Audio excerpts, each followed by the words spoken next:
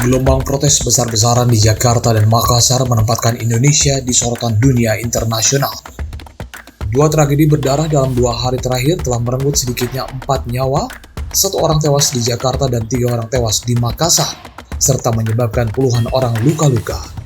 Aksi yang awalnya bertujuan menuntut keadilan dan kesejahteraan berubah menjadi kerusuhan yang meninggalkan duka mendalam dan menjadi ujian berat bagi demokrasi Indonesia. Tragedi tewasnya Afan, Kurniawan, dan gelombang kemarahan publik memuncak pada 29 Agustus 2025 setelah insiden tragis di sekitar kompleks DPR MPR RI.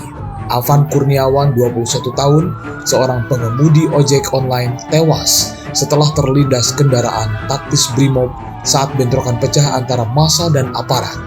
Rekaman video insiden tersebut viral, memperlihatkan korban tergeletak tak berdaya. Insiden itu menjadi pemicu gelombang aksi lanjutan di Jakarta. Ribuan mahasiswa, buruh, dan pengemudi ojol memadati jalan-jalan utama. Bentrokan tak terhindarkan. Aparat menembakkan gas air mata, sementara massa merespon dengan batu dan petasan. Jakarta pun lumpuh. Beberapa ruas jalan protokol ditutup total. Stasiun MRT dan halte Transjakarta di sekitar Senayan hingga Istana Merdeka sempat ditutup. Presiden Prabowo Subianto menyampaikan belasungkawa mendalam dan memerintahkan penyelidikan terbuka. 7 anggota Brimob diamankan untuk dimintai keterangan. Selain Afan yang tewas, sedikitnya belasan orang terluka akibat bentrokan di Jakarta. Sebagian mengalami sesak nafas dan luka akibat proyektil gas air mata. Gedung DPRD Sulawesi Selatan dibakar, 3 nyawa melayang. Malam yang sama, situasi semakin memanas di Makassar. Ribuan massa berkumpul di depan gedung DPRD Sulawesi Selatan. Aksi yang awalnya berlangsung damai berubah ricuh sekitar pukul 21 waktu Indonesia Tengah. Batu dan bom molotov dilemparkan, api pun membesar dan melalap gedung wakil rakyat tersebut. Kebakaran hebat itu menewaskan 3 orang dan melukai sedikitnya 5 orang lainnya. Korban tewas meliputi Sarina Wati, 26 tahun, staf DPRD Sulawesi Selatan, seorang anggota Satpol PP, seorang ajudan pejabat DPRD. 2 korban tewas akibat melompat dari lantai 3 untuk menyelamatkan diri. Sementara 1 korban lainnya tewas terjebak di dalam ruangan dan meninggal akibat luka bakar. 5 korban luka lainnya mengalami patah tulang dan luka bakar serius. Petugas pemadam kebakaran yang dikerahkan ke lokasi memerlukan waktu hampir 2 jam untuk memadamkan api. Gedung DPRD Sulsel kini hancur sebagian. Puluhan kendaraan dinas turut terbakar. Polisi mengamankan beberapa terduga provokator dan memperketat pengamanan kota. Sorotan dunia internasional tragedi Jakarta dan Makassar segera menjadi tajuk utama media global. Reuters menurunkan berita berjudul 3 Dead as Indonesian Protesters Set Fire to Regional Parliament Building. Sementara Associated Press menulis Tensions soar in Indonesia after police brutality sparks nationwide protest.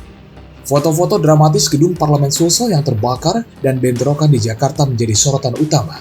The Guardian menyebut peristiwa ini sebagai ujian demokrasi terbesar Indonesia sejak reformasi. Sementara Washington Post menyoroti dampak sosial ekonomi yang menyertai krisis ini. Beberapa negara bahkan mengeluarkan travel advisory bagi warganya yang hendak bepergian ke Indonesia. Aktivitas ekonomi terhenti, rakyat ketakutan, gelombang aksi yang berubah ricuh menyebabkan transportasi publik di Jakarta lumpuh. Banyak pusat bisnis dan perkantoran memilih tutup lebih awal. Bandara Soekarno-Hatta meningkatkan pengamanan dan aparat TNI Polri berjaga di titik-titik strategis. Di Makassar, suasana tak kalah mencekam.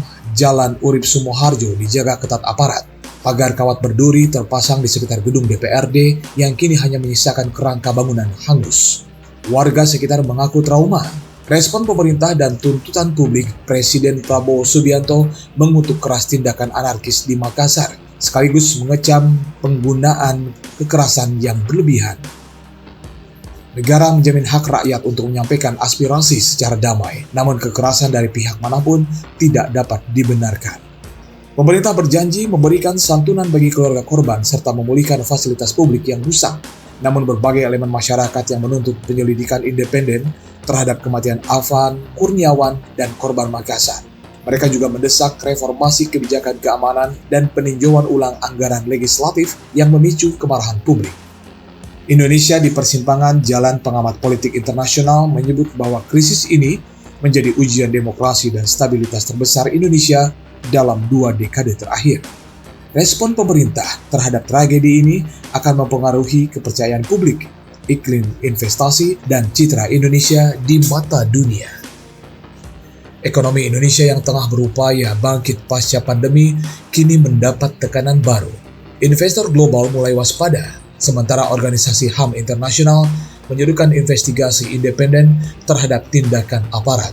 Di tengah gelombang kemarahan rakyat, suara-suara perdamaian tetap terdengar. Tokoh agama, akademisi, dan aktivis menyerukan dialog nasional sebagai jalan keluar. Demokrasi tidak boleh diwarnai darah rakyatnya sendiri. Pemerintah harus mendengarkan suara rakyat, dan rakyat pun harus menyampaikan aspirasi tanpa kekerasan. Kini dunia menatap Indonesia dengan cermat. Tragedi Jakarta dan Makassar menjadi simbol betapa rapuhnya keseimbangan antara aspirasi rakyat, stabilitas politik, dan keamanan nasional. Indonesia berada di persimpangan. Apakah akan meredakan gejolak dengan langkah bijak atau terjerumus dalam krisis berkepanjangan?